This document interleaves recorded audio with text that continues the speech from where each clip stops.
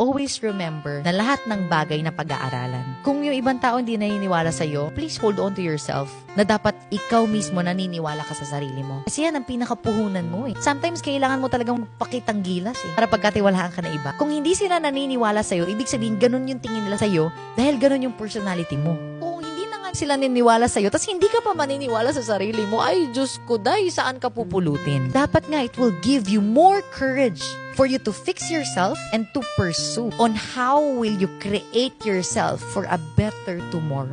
Yun ang mindset ko eh. Pag may taong hindi naniwala sa akin, hindi ko siya i-blame. Baka kasi yun talaga ako. Pero this time around, I will be more motivated. Yung pala yung tingin sa akin ng environment ko. OMG, I need to fix myself. Because if you think other way around, na ito yung tingin sa akin ng environment ko, ayoko na lang, kawawa naman ako. You will really not be able to fix yourself until when kanilang titignan na ganyan ka. Parang in all due respect to myself, I will fix myself. And I will prove, not to them, but to myself, para umayos naman yung image ko at kahit anong pasukan ko, maniniwala sila sa akin.